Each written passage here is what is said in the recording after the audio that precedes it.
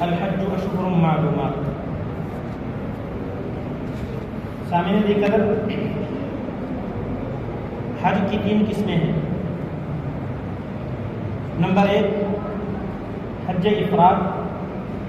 Number 2 حج تمتع، number 3 حج قران۔ اتنی بات تو ضروری ہے کہ جو شخص حرم کے اندر نہیں رہتا، میقات کے اندر نہیں رہتا، بلکہ میقات سے باہر رہتا ہے،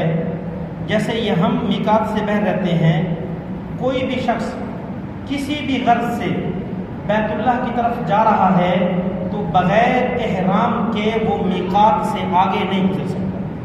احرام باندھ کر ہی اس کو آگے جانا پڑے گا۔ اب حج کی جو پہلی قسم ہے حج افراد، یہ کہتے ہیں کہ ایک حاجی میقات پر جا کر احرام باندھے اور احرام میں صرف اور صرف حج کی نیت کرے، عمرے کی نیت نہ کرے، تو اور پھر وہاں حرم کے اندر پہنچ کر وہاں جا کر یہ عمرہ ادا نہیں کرے گا، بلکہ اسی احرام کے ساتھ وہاں حرم کے اندر موجود رہے گا۔ جب 8 ذی الحجہ آئے گی پھر اس کے بعد حج کے افعال پورے کر کے اپنا حج ادا کر لے گا، اس کو کہتے ہیں حج افراد۔ یہ حج اس اعتبار سے انتہائی مشکل ہے کہ ایک شخص یہاں سے جب گیا اسی وقت اس نے احرام باندھا اور جب تک یہ اپنا حج پورا نہیں کر لیتا اس وقت تک اس کے اوپر احرام کی ساری پابندیاں رہیں گی، لیکن اس اعتبار سے یہ حج انتہائی آسان ہو جاتا ہے کہ یہ جو شخص یہ حج کرتا ہے اس کے اوپر قربانی واجب نہیں ہوتی، اگر قربانی نہ بھی کرے تو کوئی حرج کی بات نہیں۔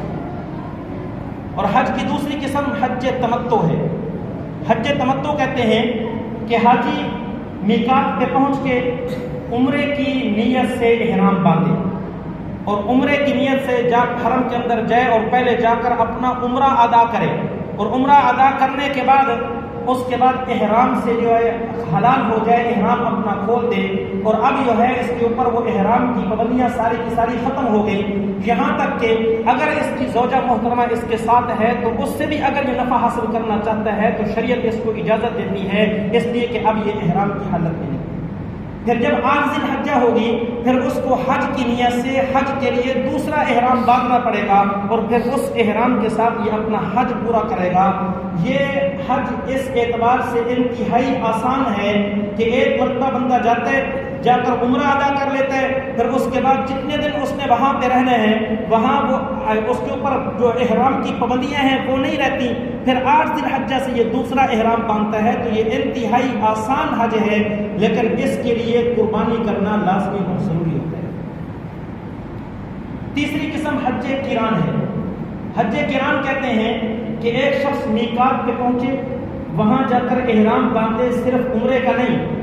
صرف حج کا بھی نہیں، بلکہ حج اور عمرے دونوں کے اکٹھی نیت کر کے ایک احرام باندھے۔ اب یہ احرام باندھ کے جب حرم کے اندر پہنچے گا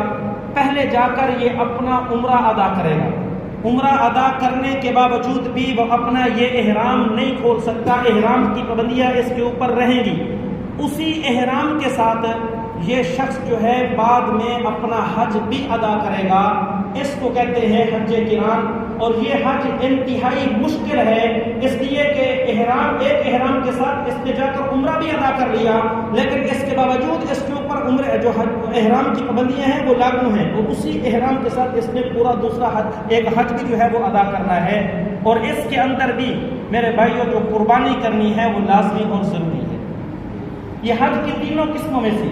جس قسم کو بھی حاجی نے ادا کر لیا اس کا حج ادا ہو جائے گا،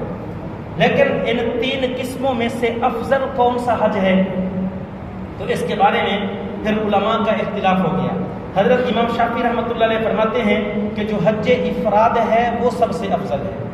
فرمایا اس لیے کہ اللہ کی ذات نے بندے کے اوپر جو فرض کیے ہیں وہ صرف حج فرض کیے ہیں، اس لیے اس کو چاہیے کہ یہ صرف جا کر اپنا فریضہ ادا کرے، اپنا نفع حاصل نہ کرے کہ وہاں پر یہ عمرہ بھی کر لے، اس لیے انہوں نے فرمایا کہ جو حج افراد ہے یہ سب سے افضل ہے۔ اور امام احمد بن حنبل رحمۃ اللہ علیہ فرماتے ہیں کہ نہیں جی، جو حج تمتع ہے یہ حج تمتع سب سے افضل ہے، کیوں؟ وہ فرماتے ہیں جس وقت نبی علیہ السلام 10 ذی الحجہ کو 10 ہجری کو اپنے پروانوں کے ساتھ حج کرنے کے لیے تشریف لے کر آئے تھے،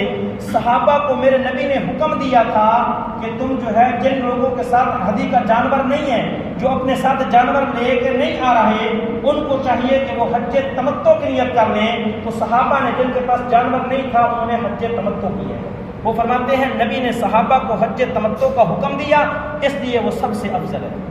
جبکہ امام اعظم ابو حنیفہ رحمۃ اللہ علیہ فرماتے ہیں جو حج قران ہے یہ سب سے افضل ہے، اس لیے کہ نبی علیہ السلام نے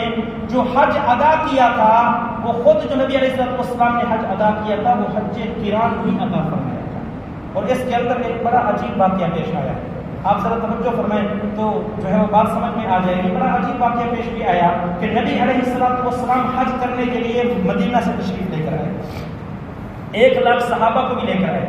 اپنی بیٹی حضرت فاطمہ الزہرا رضی اللہ تعالیٰ عنہا وہ بھی ساتھ تھی۔ نبی علیہ السلام جب میقات پہ پہنچے تو صحابہ کو فرمایا جن کے پاس جانور ہیں وہ تو حج قران کی نیت کریں، جن کے پاس جانور نہیں ہے وہ حج تمتع کی نیت کر لیں۔ حضرت فاطمہ رضی اللہ تعالیٰ عنہا کے پاس بھی جانور نہیں تھا، حضرت فاطمہ الزہرا رضی اللہ تعالیٰ عنہا نے بھی حج تمتع کی نیت کر لی۔ حضرت علی رضی اللہ تعالیٰ عنہ مدینہ سے نہیں آئے بلکہ نبی علیہ السلام نے ان کو یمن بھیجا ہوا تھا اور کافی عرصہ سے یمن کے اندر مقیم تھے، وہ وہاں سے حج کرنے کے لیے یمن سے حج کرنے کے لیے آئے۔ جب وہ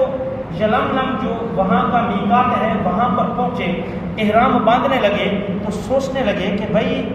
میں کس حج کی نیت کروں، حج افراد کی کروں یا حج تمتع کی کروں یا حج قران کی کروں؟ پھر ذہن کے اندر آیا کہ نہیں میں تو اس حج کی نیت کروں گا جس حج کی نیت میرے پیغمبر نے کی ہے۔ اور پھر فرمانے لگے تو مجھے تو پتہ نہیں ہے نبی علیہ السلام نے کس حج کی نیت کی ہے، تو فرمانے لگے میں اس حج کی نیت کرتا ہوں جس حج کی نیت میرے پیغمبر حضرت محمد رسول اللہ۔ اچھا، یہ یہاں سے حج کرنے کے لیے جب تشریف لے کر آئے